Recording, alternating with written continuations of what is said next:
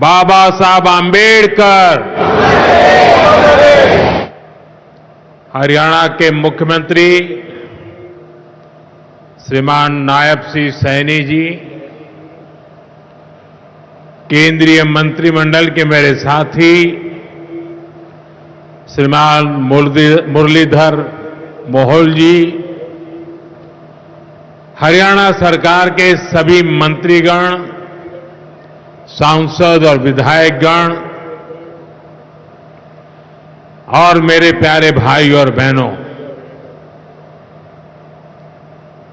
मारे हरियाणा के धाकड़ लोगों ने राम राम। जय जय श्री राम। ठाडे जवान, ठाडे खिलाड़ी और ठाडा भाईचारा, यो से हरियाणा की पहचान।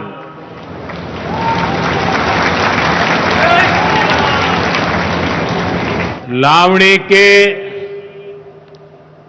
इस अति व्यस्त समय में आप इतनी विशाल संख्या में हमें आशीर्वाद देने पहुंचे हैं। मैं आप सभी जनता जनार्दन का अभिनंदन करता हूं। गुरु जंबेश्वर, महाराजा अग्रसेन और अग्रोहा धाम को भी श्रद्धापूर्वक नमन करता हूं। साथियों, हरियाणा से, हिसार से मेरी कितनी ही यादें जुड़ी हुई है।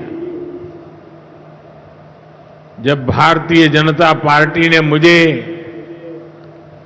हरियाणा की जिम्मेदारी दी थी, तो यहां अनेक साथियों के साथ मैंने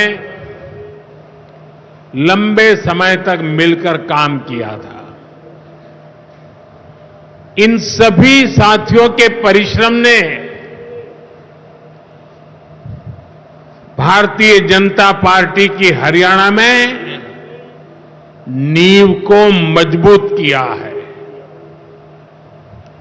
और आज मुझे ये देखकर गर्व होता है कि भाजपा विकसित हरियाणा, विकसित भारत के लक्ष्य को लेकर पूरी गंभीरता से काम कर रहा है। साथियों, आज का दिन हम सभी के लिए, पूरे देश के लिए और खास करके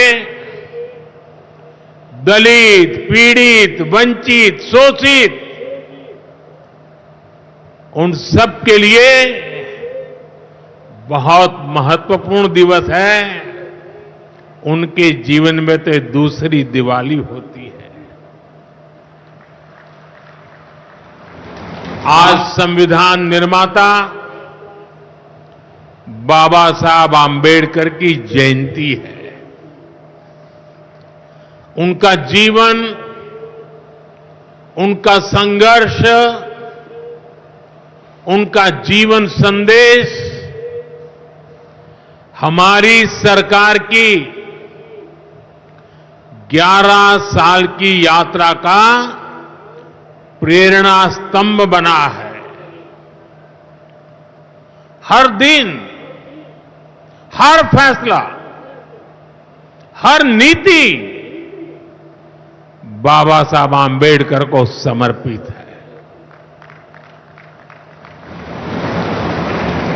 वंचित, पीड़ित, शोषित, गरीब, आदिवासी, महिलाएं, इनके जीवन में बदलाव लाना,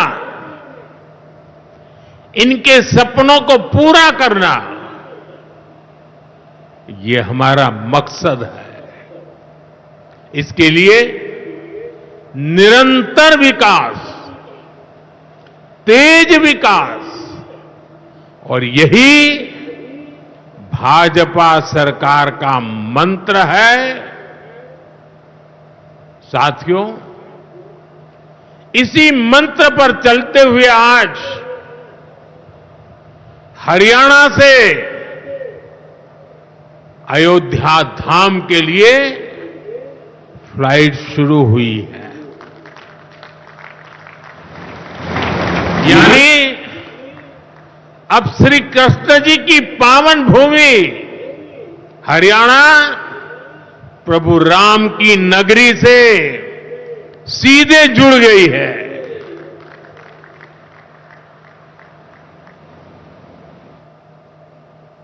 अग्रसेन हवाई अड्डे से वाल्मीकि हवाई अड्डे आज सीधी उड़ान भरी जा रही है।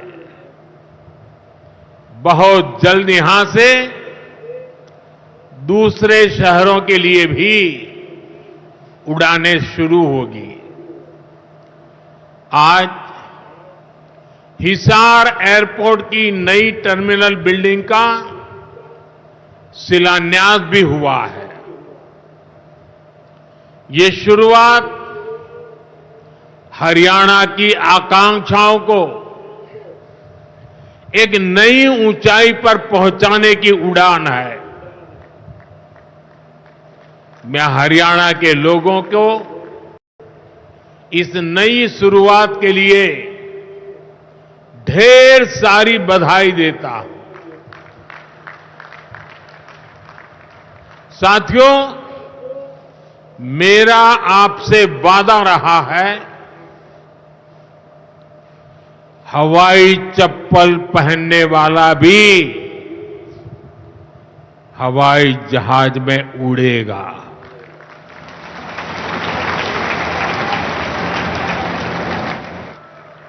और ये वायदा हम देश में चारों तरफ पूरा होता देख रहे हैं। बीते 10 सालों में करोड़ों भारतीयों ने जीवन में पहली बार हवाई सफर की है। हमने वहां भी नए एयरपोर्ट बनाए जहां कभी अच्छे रेलवे स्टेशन तक नहीं थे। 2014 से पहले देश में 74 एयरपोर्ट थे। सोचिए, 70 साल में 74। आज देश में एयरपोर्ट की संख्या 150 के पार हो गई है।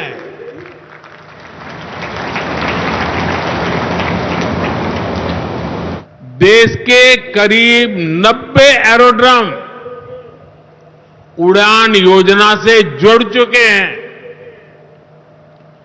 600 से अधिक रूट पर उड़ान योजना के तहत हवाई सेवा चल रही है। इनमें बहुत कम पैसों में लोग हवाई यात्रा कर रहे हैं और इसलिए आज हर साल हवाई यात्रा करने वालों का नया रिकॉर्ड बन रहा है। हमारी एयरलाइन कंपनियों ने भी रिकॉर्ड संख्या में 2000 नए जहाजों का, हवाई जहाजों का ऑर्डर दिया है। और जितने नए जहाज आएंगे उतनी ही ज्यादा नौकरियां पायलट के रूप में हो, एयर होस्टेस के रूप में हो, सैकड़ों नई सेवाएं भी होती है। एक जगह हवाई जहाज चलता है तब ग्राउंड स्टाफ होता है, न जाने कितने काम होता है। ऐसी अनेक सेवाओं के लिए नौजवानों को रोजगार के अवसर मिलेंगे। इतना ही नहीं, हवाई जहाज के मेंटेनेंस से जुड़ा एक बड़ा सेक्टर भी अनगिनत रोजगार बनाएगा। हिसार का ये एयरपोर्ट भी हरियाणा के नौजवानों के सपनों को नई ऊंचाई देगा। साथियों, हमारी सरकार एक तरफ कनेक्टिविटी पर बल दे रही है, दूसरी तरफ गरीब कल्याण और सामाजिक न्याय भी सुनिश्चित कर रही है। और यही तो बाबा साहब आंबेडकर का सपना था। हमारे संविधान निर्माताओं की यही आकांक्षा थी। देश के लिए मरने मिटने वालों का भी यही सपना था। लेकिन हमें ये कभी भूलना नहीं है कि कांग्रेस ने बाबा साहब आंबेडकर के साथ क्या किया। जब तक बाबा साहब जीवित थे, कांग्रेस ने उन्हें अपमानित किया। दो बार उन्हें चुनाव हरवाया। कांग्रेस की पूरी सरकार उनको उखाड़ फेंकने में लगी थी। उनको सिस्टम से बाहर रखने की साजिश की गई। जब बाबा साहब हमारे बीच नहीं रहे तो कांग्रेस ने उनकी याद तक मिटाने की कोशिश की। कांग्रेस ने बाबा साहब के विचारों को भी हमेशा के लिए खत्म कर देना चाहा। डॉक्टर अंबेडकर संविधान के संरक्षक थे। कांग्रेस संविधान की भक्षक बन गई है। डॉक्टर अंबेडकर समानता लाना चाहते थे, लेकिन कांग्रेस ने देश में वोट बैंक का वायरस फैला दिया। साथियों, बाबा साहब चाहते थे कि हर गरीब, हर वंचित गरिमा से जी सके, सर ऊंचा करके जिए, वो भी सपने देखें, अपने सपने पूरे कर सके।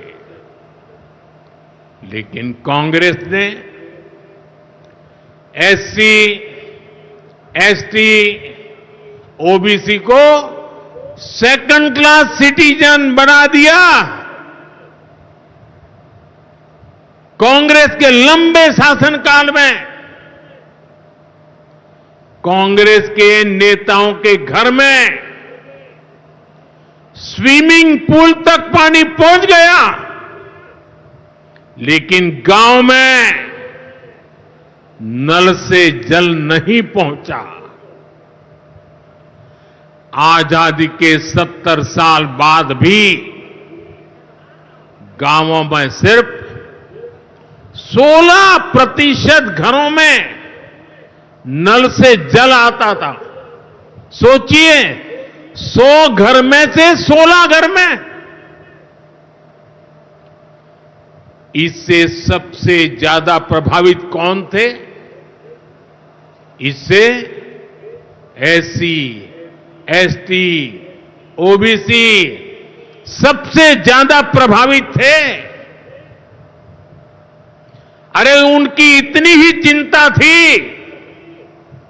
आज जो गली गली में जाके भाषण झाड़ रहे हैं, अरे कम से कम मेरे एससी, एसटी, ओबीसी भाइयों के घर तक अरे पानी तो पहुंचा देते। हमारी सरकार ने 6-7 साल में 12 करोड़ से ज्यादा ग्रामीण घरों में नल कनेक्शन दिए हैं। आज गांव के 80% घरों में, यानी पहले 100 में से 16, आज 100 में से 80 घरों में नल से जल आता है। और बाबा साहब का आशीर्वाद है, हम हर घर तक नल से जल पहुंचाएंगे। शौचालय के अभाव में भी सबसे बुरी स्थिति एससी, एसटी, ओबीसी समाज की ही थी। हमारी सरकार ने 11 करोड़ से ज्यादा शौचालय बनवाकर वंचितों को गरिमा का जीवन दिया है। साथियों, कांग्रेस के जमाने में एससी, एसटी, ओबीसी के लिए बैंक का दरवाजा तक नहीं खुलता था। बीमा, लोन, मदद, ये सारी बातें सब सपना था। लेकिन अब जनधन खातों के सबसे बड़े लाभार्थी मेरे एससी, एसटी, ओबीसी के भाई बहन हैं। हमारे एससी, एसटी, ओबीसी भाई बहन आज गर्व से जेब में से रुपए कार्ड निकाल करके दिखाते हैं। जो अमीरों के जेब में कभी रुपए कार्ड हुआ करते थे, वो रुपए कार्ड आज मेरा गरीब दिखा रहा है। साथियों, कांग्रेस ने हमारे पवित्र संविधान को सत्ता हासिल करने का एक हथियार बना दिया। जब जब कांग्रेस को सत्ता का संकट दिखा, उन्होंने संविधान को कुचल दिया।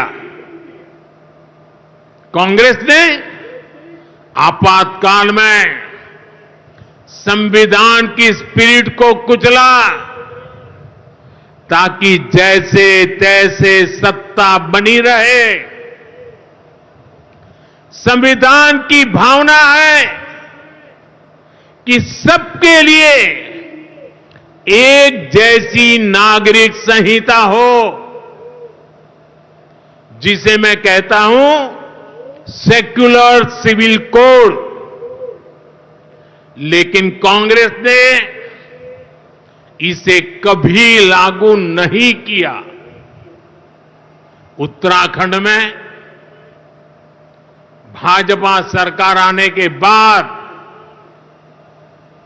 सेक्युलर सिविल कोड, समान नागरिकता संहिता, ये लागू हुई। डंकी की चोट पर लागू हुई। और देश का दुर्भाग्य देखिए, संविधान को जेब में लेकर के बैठे हुए लोग, संविधान पर बैठ गए हुए लोग, ये कांग्रेस के लोग उसका भी विरोध कर रहे हैं। साथियों, हमारे संविधान ने एससी, एसटी, ओबीसी के लिए आरक्षण का प्रावधान किया, लेकिन कांग्रेस ने उनको आरक्षण पहुंचा कि नहीं पहुंचा, उनके बच्चों को शिक्षा के लिए सुविधाएं प्रारंभ मिलना शुरू हुआ कि नहीं हुआ, एससी, एसटी, ओबीसी के कोई व्यक्ति अधिकार से वंचित तो नहीं रह गए, उसकी कभी परवाह नहीं की। लेकिन राजनीतिक खेल खेलने के लिए कांग्रेस ने बाबा साहब आंबेडकर ने जो सपना देखा था, सामाजिक न्याय के लिए संविधान में जो व्यवस्था की थी, उसको भी पीठ में छुरा भोंककर उस संविधान के उस प्रावधान को तुष्टीकरण का माध्यम बना दिया। अभी आपने भी समाचारों में सुना होगा, कर्नाटका की कांग्रेस सरकार ने टेंडर में भी अब एससी, एसटी, ओबीसी के अधिकार छीन करके धर्म के आधार पर आरक्षण दे दिया, जबकि संविधान में बाबा साहब आंबेडकर ने साफ साफ शब्दों में चर्चा में कहा था कि संविधान में कतई धर्म के आधार पर आरक्षण की व्यवस्था नहीं की जाएगी। और हमारे संविधान ने धर्म के आधार पर आरक्षण के लिए प्रतिबंध लगाया हुआ है। साथियों, कांग्रेस की तुष्टीकरण की इस नीति का बहुत बड़ा नुकसान मुस्लिम समाज को भी हुआ है।